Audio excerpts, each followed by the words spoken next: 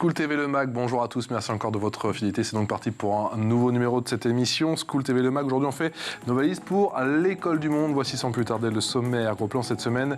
Alors pas sur un pays en particulier pour une fois, mais sur un réseau d'écoles.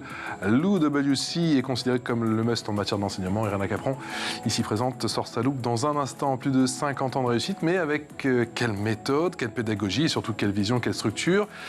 Est-ce que ces écoles ne forment que l'élite de demain? On posera dans un instant toutes ces questions à nos invités. Et puis des élèves venus du monde entier avec une aventure hors du commun, un réseau précieux. Quelle perspective de développement? Le système français peut-il, oui ou non, s'inspirer de ce réseau d'écoles? On en parle tout de suite avec Béatrice Trébaol. Bonjour, merci d'avoir accepté notre invitation, Béatrice.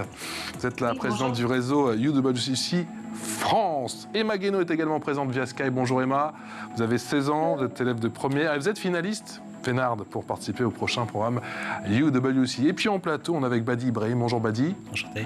Enchanté, vous êtes ancien participant de ce programme. Vous étiez où? Du côté de Santa Fe, je crois. UCI, USA, effectivement, c'était près de Santa Fe, au Nouveau-Mexique.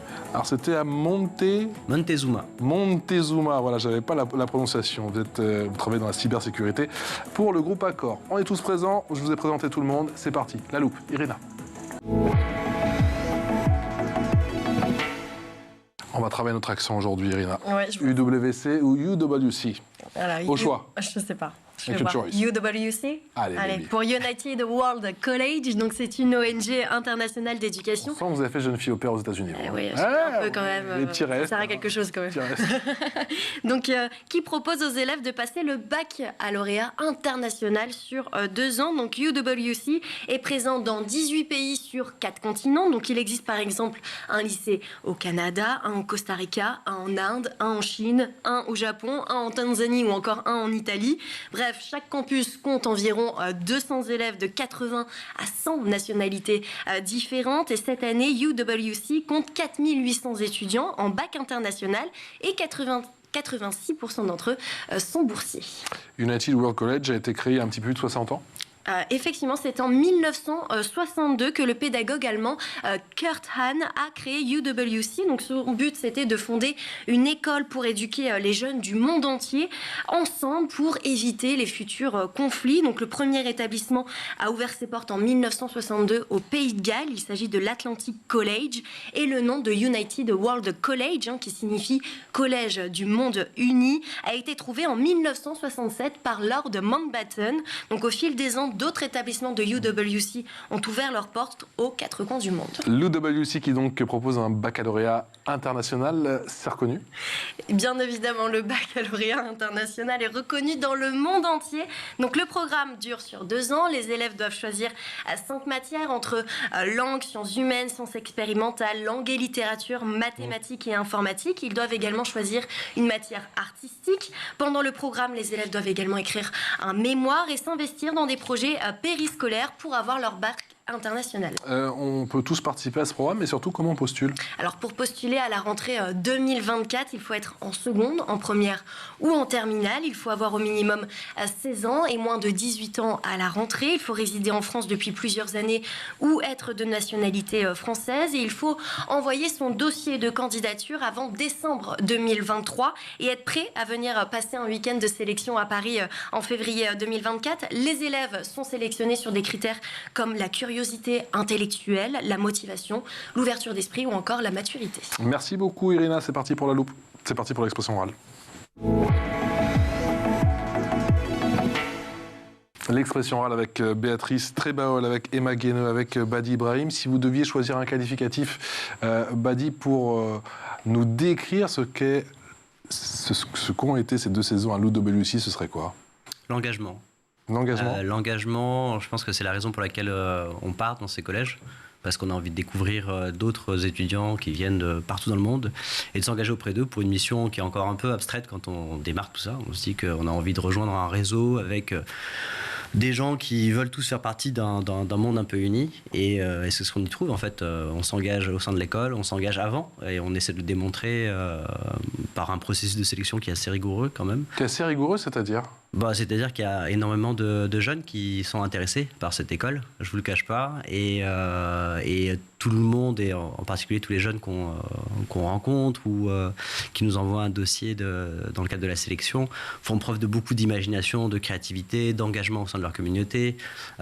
C'est des talents et c'est des jeunes très motivés. Et donc il faut, parce qu'il y a des places limitées, choisir les étudiants. Et moi je suis très fier et très ravi d'avoir fait cette expérience. Et, pour vous, il y a eu un avant et un après l'UWC?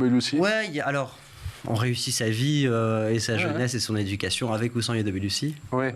Mais c'est vrai que c'est une fenêtre sur le monde.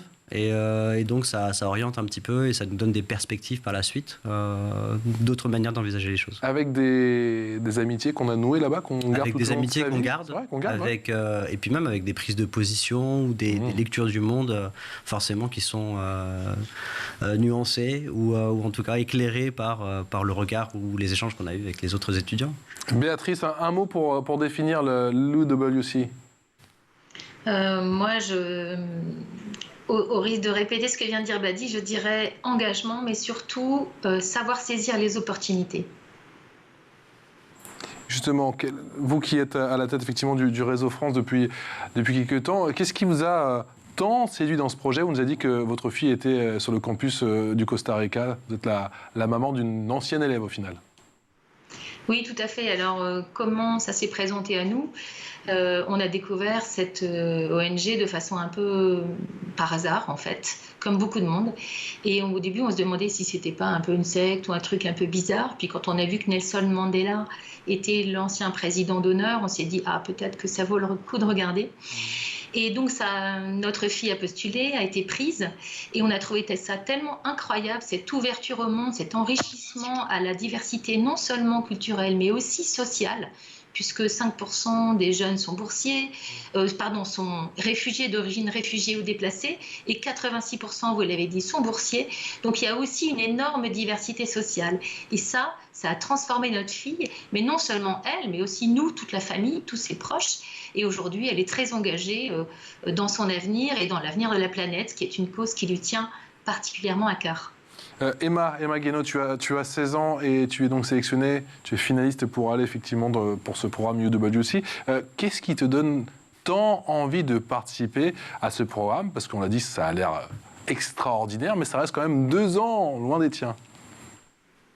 En fait, j'avais toujours eu envie de partir étudier à l'étranger.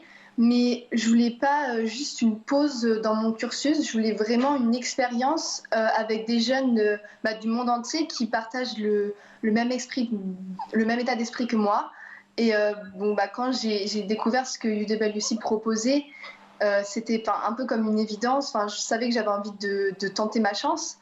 Et j'en découvre un peu plus chaque jour sur l'expérience et ça me redonne encore l'envie d'y aller encore plus. Comment se passe ce processus de sélection? Oui, c'est un processus qui est assez long, en particulier le dossier de candidature qui est la première étape, car ça demande une réflexion et une réponse aux questions, c'est assez poussé. Mais finalement, ça m'en a fait apprendre plus sur moi-même aussi. Et ça valait le coup, vu que je suis là aujourd'hui. Il faut tenter sa chance et il ne faut pas se dire « Ah, c'est trop long, c'est compliqué, j'y arriverai jamais » parce qu'on ne sait pas ce que l'avenir peut nous réserver. Emma, Béatrice et Badi viennent de parler d'engagement. C'est le maître mot, d'après toi, justement, pour réussir à aller dans cette école. Il ne faut pas forcément être un fort en thème. Moi, je pense que oui, c'est important, car il regarde pas seulement nos résultats scolaires, c'est pas du tout ça, c'est qui on est, comment on peut contribuer à notre communauté, à notre ville, aux personnes qui nous entourent, et qu'est-ce qu'on peut retirer aussi de eux, de leurs expériences. Donc je pense qu'en effet, le mot engagement, c'est un mot hyper fort qui retransmet bien l'expérience UWC. Irina. Oui, Béatrice, Emma vient de le dire, pour les sélections, vous ne regardez pas du tout leur niveau scolaire, vous regardez plutôt leur maturité. Pourquoi ? Alors, on garde quand même le niveau scolaire, puisque c'est quand même une école et il faut qu'ils puissent réussir l'IB, qui est un niveau assez exigeant, on va dire au moins aussi exigeant que le bac français. Donc déjà, ça c'est posé. Mais en fait, on recherche leur maturité, leur résilience, parce qu'ils vont être exposés pendant 2 ans à une diversité telle qu'ils vont être bousculés dans leurs convictions profondes, celles dans lesquelles ils sont vécus depuis qu'ils sont nés en France. Et pour faire face à cette diversité internationale, c'est vraiment important d'avoir une vraie maturité et une vraie résilience. Et puis, vous l'avez dit, ils sont jeunes, ils ont 16 ans, ils sont loin de chez eux, parfois à 13 000 km de chez eux, sans possibilité de rentrer régulièrement. Donc, pour faire face à cela aussi, la distance avec les siens, il faut avoir une grande maturité. Badi, est-ce qu'il y a une période d'adaptation quand même? Est-ce qu'on peut parler de total dépaysement au début quand on a connu les salles de classe seulement? Quand on commence à arriver en anglais. Non. Ah oui, parce que tout est en anglais en plus. Il y a effectivement beaucoup de ça, et c'est vrai que tout le monde parle anglais forcément. Ouais. Non, je crois que ce qui surprend beaucoup quand on est jeune et qu'on s'expatrie pour la première fois, peut-être que d'autres expatriés vivent cette expérience. Moi, j'ai découvert ce que c'était qu'être français.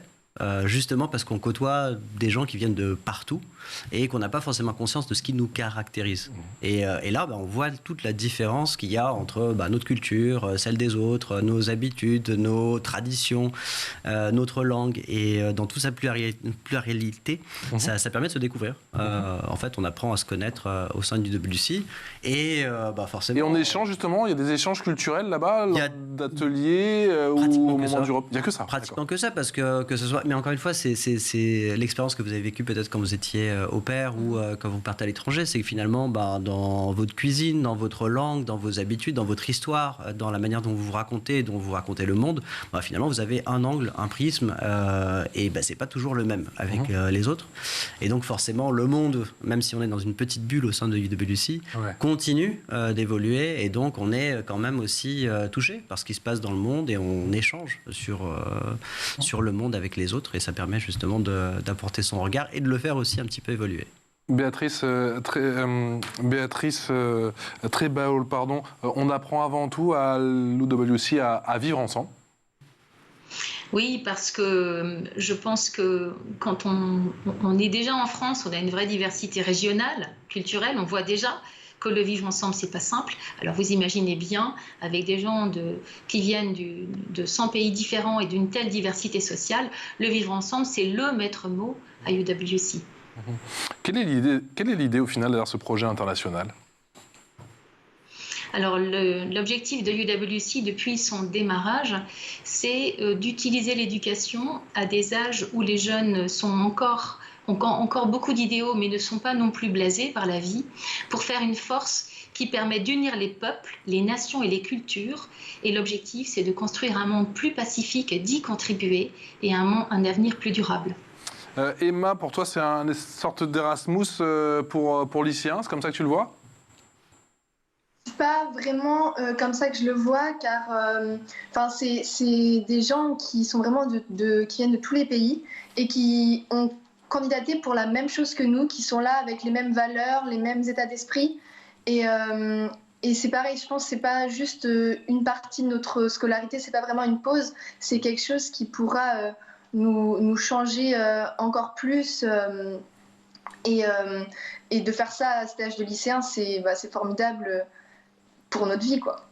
Badi, comment ça se passe du point de vue de l'enseignement, du point de vue des cours? Surtout, est-ce que le rythme est élevé? C'est quoi? C'est 10, 15 16, 20 heures de cours? C'est hyper intéressant la manière dont a été pensé l'enseignement. Il y a à la fois une pédagogie un peu traditionnelle où on assiste à des cours, mais il y a déjà cette sélection. En fait, on choisit 3 matières fortes, 3 matières, on va dire, standards.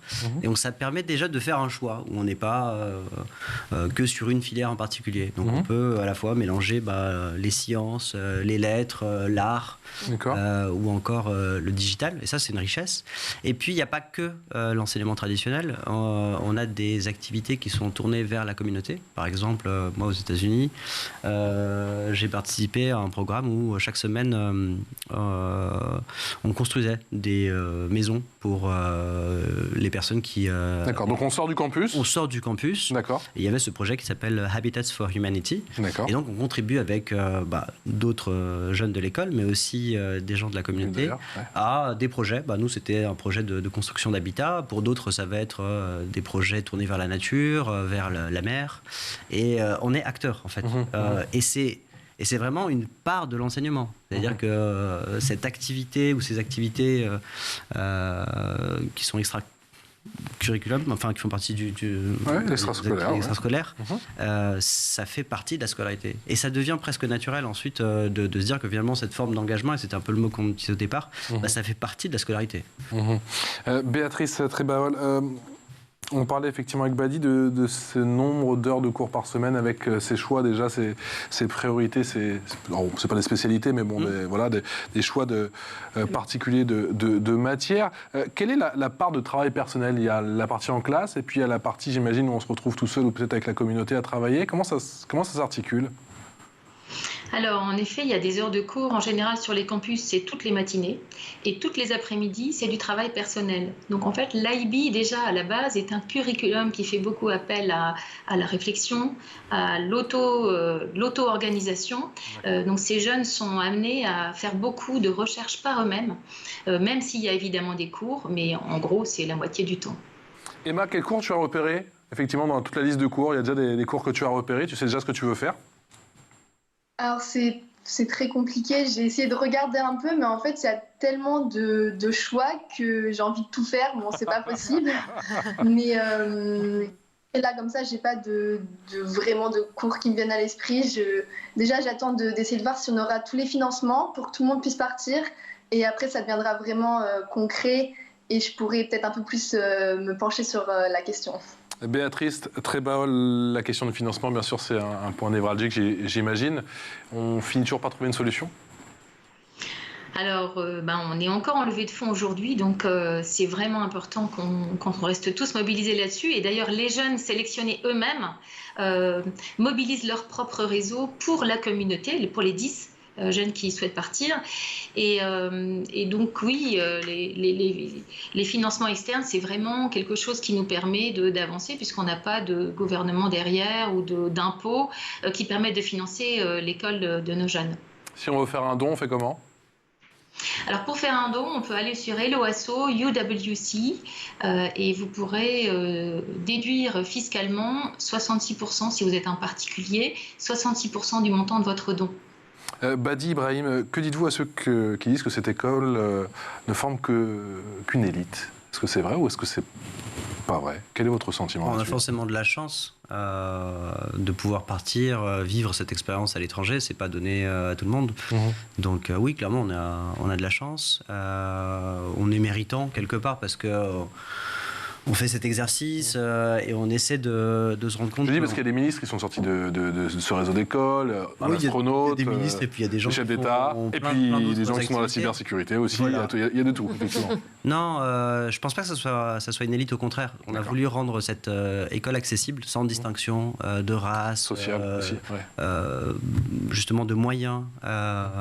Et c'est ce qui fait qu'un jeune comme moi, qui est issu de la diversité, qui vient d'un milieu très modeste, a pu aller dans cette école. Et comment vous avez, pardon de vous couper, entendu parler de cette école, vous, à l'époque? Alors moi, je faisais partie de ce qu'on appelait à l'époque classe européenne.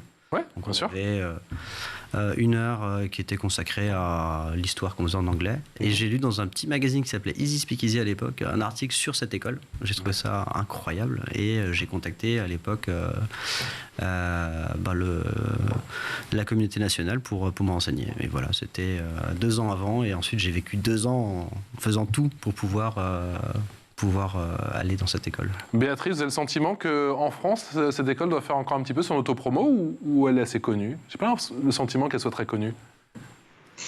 Alors oui, c'est un vrai sujet parce que même quand on passe à la télévision comme chez vous ou comme sur des grandes chaînes, on se rend compte qu'on reste quand même assez peu connu.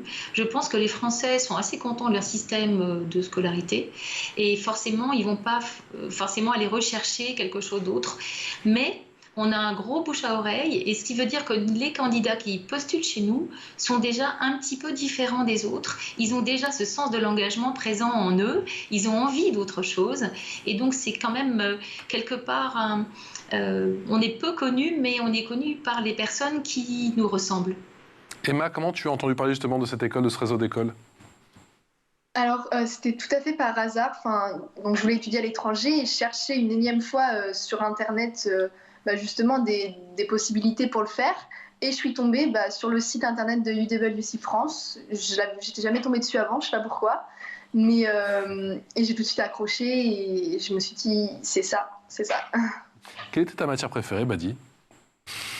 Wow. Celle qui t'a le plus inspiré, le plus porté, peut-être le plus structuré. J'ai beaucoup entendu, en regardant notamment le reportage, on parlait de ce reportage dans 7 à 8 sur TF1, effectivement, beaucoup de retours sur la géopolitique. Ouais. Mais il y avait d'autres matières. Non, je sais pas. Je suis pas sûr qu'il y ait eu une matière en particulier. J'ai eu des professeurs qui étaient incroyables. J'ai un professeur d'économie indien, Ravi, qui était juste incroyable. Et puis son regard sur le monde, sa manière d'apprécier les choses... Oui, on a envie de ressembler à ce genre de personnage. Béatrice, il y a effectivement toutes ces nationalités qui sont mixées. On parle des élèves, mais il y a aussi les professeurs, le rappelait Badi. Oui, absolument. Les profs, alors il y a pas mal d'anciens élèves UWC qui sont mobilisés et qui ont envie d'enseigner dans nos lycées, mais ils viennent vraiment du monde entier, en effet. Et souvent, ils commencent par un collège. Quand ils viennent chez nous, ils ne sont pas forcément aussi bien payés qu'ailleurs, mais ils ont ce supplément d'âme et ce supplément de sens à leur mission. Et assez souvent, ils y restent et ils circulent après entre les collèges. L'info en plus avec Irina Capron. Et pour cette info en plus, Irina, tu nous parles du bac français international. Alors oui, depuis la rentrée 2022, l'option internationale du baccalauréat est devenue le baccalauréat français international. Donc ce sont les élèves de première qui sont concernés par cette nouvelle option pour la session 2024. Il est possible de postuler au bac français international sans avoir suivi de section internationale avant la classe de première. Donc il suffit d'avoir un niveau B2 pour la première langue vivante et B1 pour les autres langues. Contrairement à l'option internationale, l'objectif c'est d'acquérir plus de visibilité dans le monde. Donc vous pouvez choisir comme langue vivante allemand, anglais, arabe, chinois, coréen, danois, espagnol, italien, japonais, néerlandais, norvégien, polonais, portugais, russe et suédois. Donc les élèves préparent un bac général avec des matières en plus comme connaissance du monde, approfondissement culturel et linguistique ou encore histoire, géographie en première langue vivante. Béatrice, que vaut ce bac international et est-ce que vous pensez que ça peut freiner certains parents français ? Je pense que c'est très bien d'ailleurs qu'il y ait une initiative pareille au niveau du bac français. Ça ne peut être que positif pour le monde. Mais globalement, c'est très différent parce que je ne sais pas si ça va freiner des parents, mais les jeunes Français qui prennent cette option restent en France dans leur foyer. Donc c'est une expérience fondamentalement différente, mais en même temps extrêmement positive certainement. Donc je trouve que tout ça, c'est très bien. Badi, un petit conseil à Emma qui va bientôt partir, je croise les doigts et j'en suis certain. Comment on soigne le mal du pays ? Oh, je ne sais pas si elle aura cette Sauf si vous n'en avez pas souffert. Hein. Non, on en souffre. On dit que c'est sur 2 ans parce qu'il y a forcément une petite période. Forcément au bout de quelques mois. Ouais. Mais non, moi je dirais encore une fois félicitations Emma, juste d'y aller à fond, de profiter de cette chance qui s'offre à elle, de pas trop penser à ceux qu'elle laisse derrière elle parce qu'ils seront là à son retour et puis ils la suivront, voilà, tout à fait, et puis surtout d'embrasser à fond cette expérience. Et d'embrasser à fond cette expérience, un petit peu comme l'a fait votre fille Béatrice. Quelque part, elle vous a un petit peu évangélisé, vous m'avez dit. Expliquez-nous en quoi ça l'a changé elle et ça vous a changé vous. En fait, d'abord pour elle, ce que ça a changé, c'est qu'elle est devenue l'experte du monde Et nous, même si moi j'avais une carrière à l'international, je ne me rends pas compte de ce qu'elle a appris, de ce qu'elle a vécu au quotidien avec ces jeunes d'un peu partout. Donc elle nous a transformés parce qu'elle a transformé notre vision du monde, notre ouverture. Je pense qu'on est devenu beaucoup plus bienveillant vis-à-vis de la différence et on l'accueille comme une richesse. Et ça, je crois que c'est vraiment quelque chose d'extrêmement durable et d'important pour tout son entourage et pour tous les gens qui côtoient des jeunes partis à UWC. Badi, comment ça s'organise sur le campus, entre les différentes communautés? On se met entre... je sais pas, entre français, allemand, colombien. Comment ça se passe au début? C'est intéressant parce qu'effectivement, on va forcément se rapprocher de ce qu'on connaît. Donc, au début. Il y a une proximité avec les autres Français, avec les Belges, puis avec les Européens. Et puis, il y a des festivals qui sont aussi organisés. Un festival européen, nord-américain, sud-américain, etc. Et donc, il y a forcément des petites communautés qui existent. Ça peut se faire ou ça peut se retrouver lors du déjeuner. Mais... rapidement, en fait, on perce tout ça et puis on commence à aller vers d'autres communautés ou d'autres groupes qui ne sont pas les choses qu'on avait en tête en commençant. Et je prends juste mon exemple perso. Moi, je suis arrivé avec le rêve américain en me disant, ben voilà, petit français, les États-Unis. Alors déjà, c'était l'Ouest américain, c'est quand même assez différent. Et puis quelques années plus tard, je me suis retrouvé à vivre en Asie et j'avais aussi noué quelques amitiés avec des gens en Asie, mais je pensais pas et je ne savais pas quand j'étais encore au collège que j'irais vivre en Chine, à Singapour, etc. Donc il se passe quelque chose. On n'est pas obligé de le préparer. Il faut découvrir et se laisser porter ensuite. Emma, l'UWC, ça va être un premier galop d'essai avant d'aller s'expatrier pour de bon? On verra bien, pourquoi pas. Après, je pense que UWC, ça va me donner envie de faire plein de choses différentes que je sais pas du tout. Je veux dire, je m'y attends pas maintenant. Donc, peut-être pas. On verra bien ce que l'avenir me réserve. Emma, j'ai vu qu'il y a notamment des petits échanges sur le plan culinaire. Est-ce que vous êtes prête pour les spécialités du côté de Tours? Alors, du côté de Tours, je connais pas grand-chose, mais j'ai des petites spécialités familiales, donc oui, je suis prête, on va faire partager tout ça. Bon, n'hésitez pas à venir nous le faire partager aussi en plateau et tenez-nous au courant, bien évidemment, de la suite de vos aventures. Merci infiniment à tous les trois d'être venus nous présenter ce réseau d'écoles. Merci à vous, Béatrice Trébaol, qui est présidente de ce réseau UWC France, Emma Guénaud, qui est donc 16 ans, élève de première finaliste pour participer au prochain programme, et puis Badi Ibrahim, qui est ancien participant de ce programme UWC et qui est désormais spécialiste en cybersécurité pour le groupe Accor. Merci à tous les trois. Ma chère Irina. Merci à vous. On a manqué une bien belle école. Franchement, je vous vois, je connais votre petit regard, machin. Ou vos enfants. Pour nos enfants. Exactement. Voilà, on va attendre. Il a 3 ans. Voilà. Sauf s'il y a une petite section qui s'ouvre à l'âge de 8-10 ans, pourquoi pas. 2 ans sans papa, ça va être compliqué. Allez, excellente journée. Merci Ciao. à vous.